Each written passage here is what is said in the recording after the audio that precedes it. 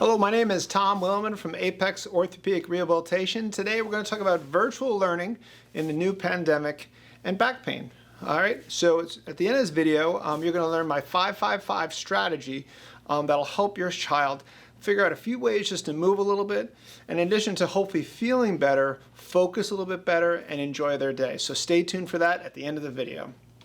And I almost forgot, for our adults, we also have a free back pain report and free neck and shoulder report that I'll tell you how to get at the end of this video, so stay tuned.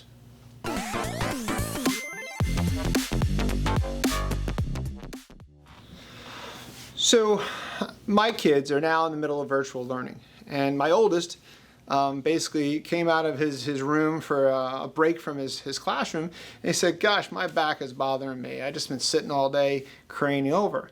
And I think a lot of our students are used to being in classrooms. They're sitting a lot, but they're also kind of moving around a little bit more than they are in a virtual learning environment. So I do think we've got to find a way that, what I'm going to give you some tips later on, a way to get them moving a little bit so they adopt these habits and don't stay static. And what they find with back problems and neck problems and all that is static positions are not good for anyone. Any one position too long, whether it be too long standing or too long sitting. So we got to figure out some ways to get them into good habits. And I think this is an opportunity to do that when they're younger, to get in those good habits. So as we get older, we just do something. It's just something we do. It's like brushing our teeth. Okay? So that's why it would inspire me to do this video.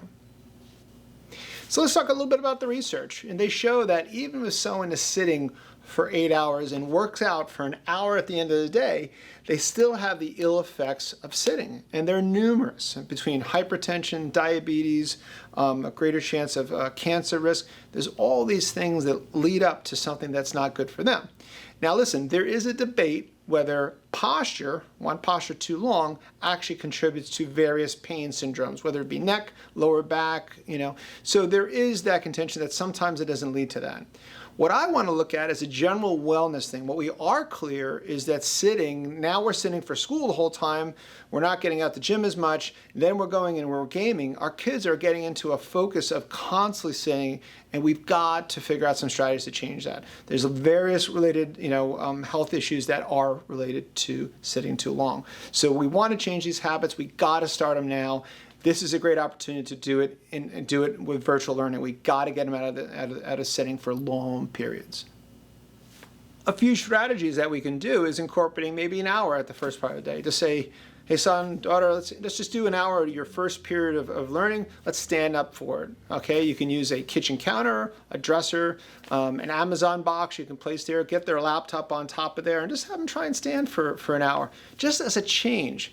One of my mantras here is, what's the best posture? And it's the next one that you achieve, meaning I'm not so much against sitting. I mean, we know that research is not great for sitting, but just constantly moving and changing position. And standing is one of those positions. So maybe having your child do a period of standing, and then maybe a period of sitting, a period of standing, a period of sitting, until they feel comfortable. And if they don't feel comfortable, go and sit down. All these things contribute to really helping you out. Also in standing, if you do adopt that, even taking like a small step stool, putting your foot up on it as you're standing.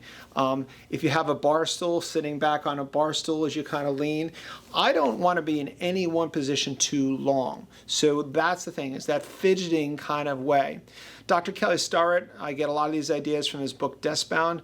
Great resource, talks about movement and just introducing movement during the day. So you're always kind of changing your position, and it naturally keeps you more flexible and more easy. But that'll be in our credits at the end. You'll see a reference to his book. He's got some great information on that, and I was inspired to talk about this based upon a lot of his writings.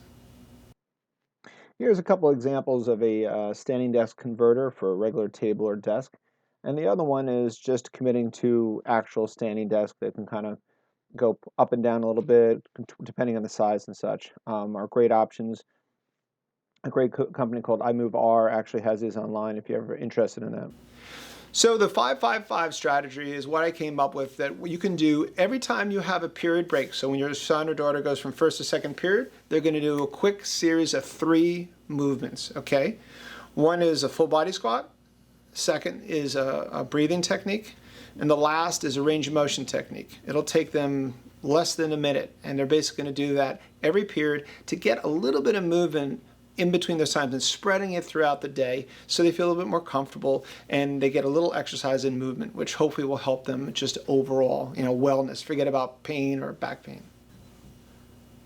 And I want this to become a positive experience. Feel like they're moving, kind of inspire, make it something that they kind of have a goal to do it. Let's say 1 hour a day. Like, don't overwhelm. Say, hey, son, let's just do it for one period, and then maybe you could sit the rest of the day. Okay, they may actually embrace the idea that they can stand up and sit down. They never thought of it, and they just never, figured out the strategies to do that. Whether it be a standing desk, or like I said earlier, take an old box or Amazon box and place it on top of their desk, or let's say they're at their kitchen table.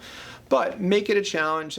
Some people really react to kind of grids. I do this in the clinic for exercises. Give them a little checkoff grid. Every period that they do it, they get credit for it. Maybe at the end of the week, you make it a goal that they can do something kind of a value to them, whether it be a treat or activity or something like that. But make it a game. I think when you make things a game, and as a coach I've learned this, and keep them moving, they're more engaged with the program, even if they don't really know why or really see the value. So just consider that, and just to make it, some way to kind of have them tie in and enjoy it, okay?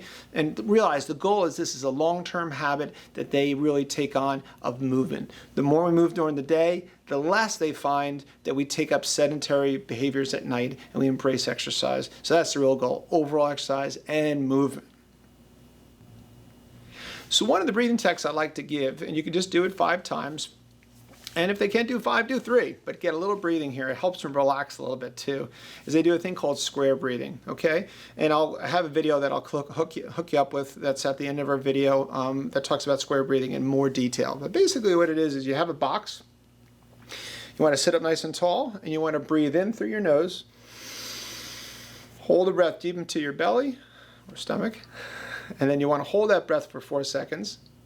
Breathe out through your mouth for 4 seconds, and relax for 4 seconds. 1, 2, 3. So again, breathe in through your nose for 4 seconds. Hold that breath deep in there. No talking. Hold for 4 seconds. Breathe out through your mouth. 1, 2, 3, 4. And relax. 1, 2, 3, 4. Try it 5 times. If it's too much, do 2 or 3. It relaxes, it resets them, it lowers their tension, works on their breathing, and how they feel, and they kind of get a touch of just pausing for a minute, which we don't always do. Probably the hardest thing to have the kids do, but probably has a big impact on how they just relax for a moment and reset. Okay, our next one is 5 bodyweight squats. Okay, we're going to show you from a side view. Some people refer to it as zombie squats. We're just going to go to the height of the chair that's behind you. Hands in front of you, focus on a point here. Legs about the width of your hips, whatever is comfortable, okay? This doesn't have to be perfect. We're just trying to get you to move a little bit. So we're going to come down to that height and back up 5 times. 5 times, you feel pretty good. If you can, just go like a quarter squat just to get a little bit of movement. A full body squat is a fantastic movement to get used to and really kind of just wakes everything up. Okay? The last thing we're going to do is just a series of 5 full body extension movements. So what does extension mean? All we mean is we want to extend our back, and we're going to bring our hands all the way over. We're going to look up, and then we're going to come down to here. So all the way up, and then back down.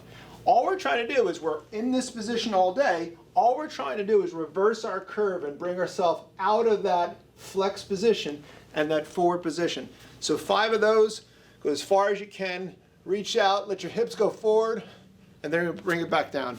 It's a great exercise, opens everything up. None of these suggestions should be painful. Keep that in mind. So I want you to try this 5-5 strategy, introduce it to your kids, be very positive about it, be excited that this is going to help them focus, they're going to feel better through the day, they're going to be more attentive, and give them some games, like I said, make it kind of a game to get them kind of engaged. Listen, anything that requires that you adopt any kind of habit, good or bad, will take 2 or 3 months to really, to make it something that they just do on their own. So start out slow, even if they do like 1 hour a day of doing this or 1 time doing the 5-5-5 strategy, that would be great, all right? Embrace the success. Try and get them to these good habits. We're trying to get them into moving as part of life.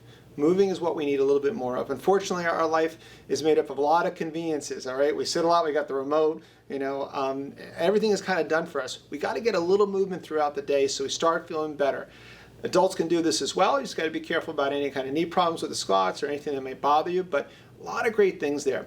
As I promised, we have those 2 free reports. Check out in the description below. You'll see 2 links to my website for any kind of people that want advice on low back pain and sciatica. And also there's a report on neck pain and shoulder pain that you can go right into the description. If you like this, just subscribe to our channel, share it with anyone that may have some problems or wants to help their kids out or like it. And follow us on here. I think we have some great videos for you to kind of follow and enjoy and just feel like you can move a little bit better through life.